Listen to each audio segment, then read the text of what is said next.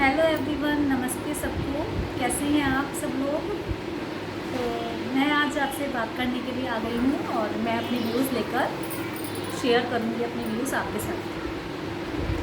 तो आज हम एक नॉर्मल सा टॉपिक है, जेंडर इक्वालिटी। ठीक है, gender equality in the sense कि बेटा बेटी में फ़र्क करना या बेटा बेटी में फ़र्क करना। किसी भी जगह पर चले जाइए आप, तो लड़का लड़की में फ़र्क, भेदभाव, तो कहते हैं कि हमने अब इन सब चीज़ों को बहुत पीछे छोड़ दिया है। कहीं ना कहीं हम अब इन चीज़ों से बहुत आगे निकल चुके हैं। अब कोई फ़र्क और कोई भी भेदभाव नहीं है। अब बेटियां भी बहुत आगे बढ़ रही हैं, पढ़ रही हैं, अपने पैरों पर खड़ी हो रही हैं और वो सब कुछ कर पा रही हैं। कहीं ना कहीं ये बात सच है कि वो सब कुछ कर पा रही हैं। ये बिल्कुल सच बात है कि वो सब कुछ कर पा रही हैं, मगर कैसे? क्या उन्हें डिफ़िकल्टीज फेस नहीं करनी पड़ रही है? उन्हें आज भी डिफ़िकल्टीज फेस करनी पड़ रही हैं कहीं ना कहीं। कि आप एक जनरल सा एग्जांपल दे देती हूँ कि वो जॉब तो कर रही है, कि बेटी पढ़ ली और वो जॉब कर रही है, अच्छी लग रही है सबको, मगर बहू जॉब करने जाएगी तो 4 पराठे और चाय बनाकर ही जाएगी। सो उसकी रिस्पॉन्सिबिलिटी डबल होती है। तो ये बर्डन लड़कों पे या जेंट्स पर लागू नहीं होता है कि वो बाहर जाएंगे। अगर बाहर से जेंट्स काम करके आया है, लेडी भी काम करके आई है, दोनों थक कर आए हैं, मगर अगर बच्चा अपने पिता के पास चला जाता है तो ये कह दिया जाएगा कि वो थक के आया है, जाओ तुम पकड़ लो। मगर थक के वो औरत भी आई है, तब भी उसे अपनी घर की रिस्पॉन्सिबिलिटी डबल काम करना पड़ता है। कहते हैं ना, औरत जो है काम से लौट कर भी काम पर ही लौटती है। मतलब घर पर भी उसके इतने काम होते हैं, उसको ये फ्रीडम नहीं होती कि वो कुछ टाइम अपने लिए निकाल सके। वो थक कर आई है तो वो सो जाए आराम से। तो यहीं पर फ़र्क आ जाता है। वो सब कुछ कर रही है, मगर वो अपनी मेहनत से कर रही है सब कुछ। उसमें किसी का कोई ऐसा रोल नहीं है कि किसी ने बहुत मेजर आज़ादी दे दी उसे। वो अब डबल काम कर रही है। वो घर भी संभाल रही है, बाहर भी संभाल रही है। तब ये फ़र्क ख़त्म हुआ है। तो उसके लिए तो डबल मेहनत हो गई ना। उसको सपोर्ट सिस्टम, मैं ये नहीं कहती कि हर जगह ऐसा ही है, कहीं कहीं बहुत सपोर्टिव सिस्टम भी है और हस्बैंड भी इक्वली सपोर्ट कर रहे हैं। उनकी परवरिश उन्हें स्टार्टिंग से ही ये सिखाया गया है। कुछ हमें स्टार्टिंग से ही सिखाना पड़ता है। अगर हम कभी हम लड़कों को हम स्टार्टिंग से कहते हैं क्या हो गया, लड़का है, क्या हुआ, नहीं भी करेगा, नहीं भी सीखेगा तो कौन सी बड़ी बात है, तो वही गलती है। वहीं हमने उसके दिमाग में ये डाल दिया कि मैं तो लड़का हूँ, मुझे करने की ज़रूरत ही क्या है, मैं ये काम थोड़ी ना करूँगा। तो वो कैसे आगे चल के अपनी वाइफ को सपोर्ट करेगा। वहीं हम स्टार्टिंग से उसको बोलें कि नहीं, तुझे भी बेसिक काम आने चाहिए, जिससे तुझे भूखा ना रहना पड़े कहीं पे, तो खुद से कर सके। तो खुद से इतना तो बेसिक चीज़ें आनी चाहिए काम करने की सबको ही, चाहे वो बेटा हो चाहे वो बेटी हो, सबको आना चाहिए। यहाँ मैं बेटियों की साइड भी नहीं दूँगी, लड़कियों की साइड भी नहीं दूँगी, क्योंकि बहुत सी लड़कियाँ होती हैं इन चीज़ों का फ़ायदा उठा रही हैं। वो नहीं करती कुछ भी काम, वो बिल्कुल छोड़ देती हैं और उल्टा वो इस चीज़ को आगे रखती हैं कि मैं अपना घर छोड़ कर आई हूँ, मैं सब कुछ छोड़ कर आई हूँ, तो मेरे लिए तुम्हें तो करना ही पड़ेगा। इस चीज़ को अपना एजेंडा मत बनाइए। अगर हम इक्वल हैं तो सबके लिए इक्वल बनिए ना, बेटे के लिए भी बेटी के लिए भी, तो दोनों को इक्वली सिखाइए सारी चीज़ें। सपोर्ट सिस्टम बनना, कैसे फैमिली में एक दूसरे का सपोर्ट सिस्टम बना जाता है, कैसे एक दूसरे के दर्द को समझा जाता है, कैसे एक दूसरे की थकान को पहचाना जाता है कि ये भी थक गई होगी, चलो मिलके कर लेते हैं, जल्दी हो जाएगा। तुम भी थक गई होगी, चलो तुम बैठ जाओ, आज चाय मैं बना देता हूँ।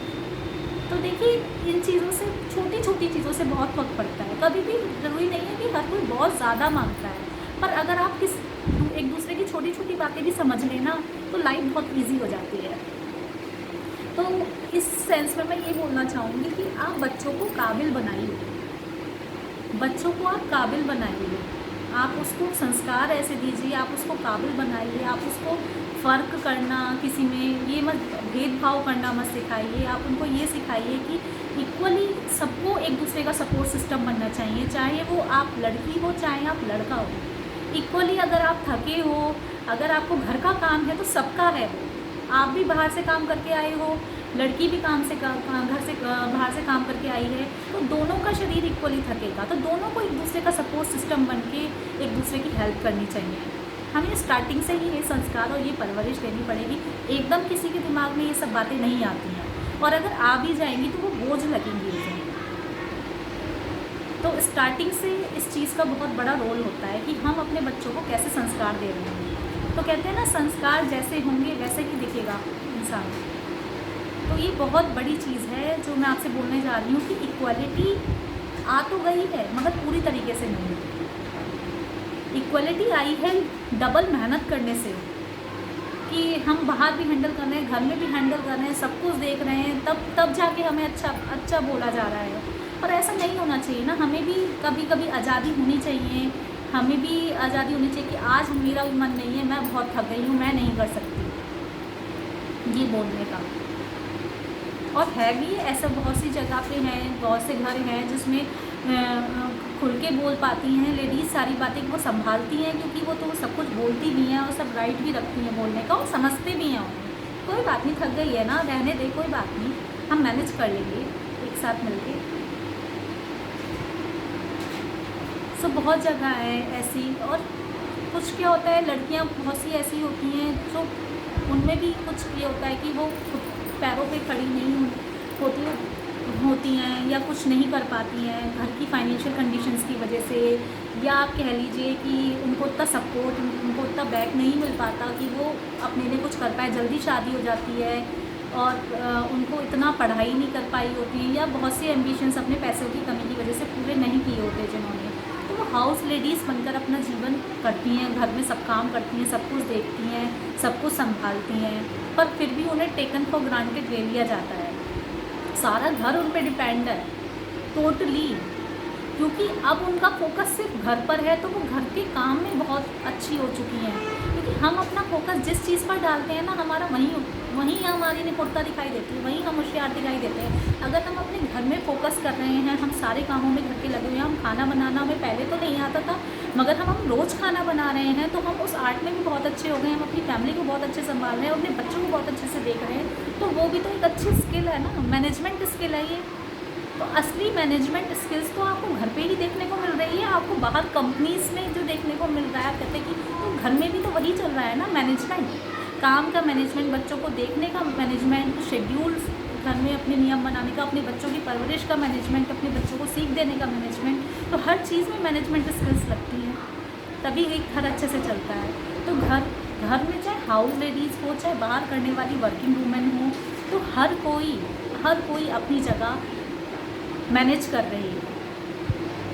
तो हमें सबकी तरफ रेस्पेक्टफुल रहना चाहिए और सबके लिए इक्वल सोचना चाहिए, और हमें स्टार्टिंग से ही अपने बच्चों को सिखाना चाहिए कि कोई भी फ़र्क नहीं है, बेटा हो उसको भी इक्वली कुकिंग की स्किल्स भी दे रहे हैं, उसको सिखा रहे हैं, अपना सामान जगह पे रखना सिखा रहे हैं। ये नहीं कि बेटी है तो जब नहीं तुम अगले घर जाओगी, क्या होता है, अगले घर जाओगी क्या होता है, ये कोई पॉइंट नहीं है। आप पहले से उसके मन में ये पराया धन का कॉन्सेप्ट मुझे नहीं समझ में आता। पराया धन का कोई कॉन्सेप्ट नहीं होता है। ऐसा नहीं है कि बेटी दूसरे घर चली जाएगी तो वो अगर कुछ कर रही है या उसने कुछ नाम रोशन करा है तो उसमें आपका नाम नहीं आएगा, उसमें आपका हर जगह नाम आएगा। अगर आपकी बेटी कुछ करके दिखाती है तो उसमें यह बोला जाएगा कि इसके पेरेंट्स देखो कितनी अच्छी परवरिश दी है, या इसके माँ बाप ने इसको कितने अच्छे संस्कार दिए थे जो इतना कुछ कर पा रही है। तो बेटी के साथ भी आपका नाम बराबर लिया जाता है। सो ये पराया धन वाला कॉन्सेप्ट तो कोई है ही नहीं, तो हमें दोनों को इक्वली लेके चलना है। तो थैंक यू, आज मैं कुछ इतना ही बोलना चाहूँगी, और मैं चाहूँगी कि आप कमेंट करें मेरी सोच के साथ, अपने भी विचार शेयर करें मेरे साथ और मेरे साथ इंटरेक्ट करें। तो थैंक यू, और मैं चाहूँगी कि आप मुझे बताएं कि आपको मेरी वीडियो कैसी लग रही हैं। अगर आपको मेरी वीडियोस अच्छी लग रही हैं तो मेरे चैनल को लाइक कीजिए और सब्सक्राइब कीजिए और मेरी वीडियोस को शेयर कीजिए। Thank you.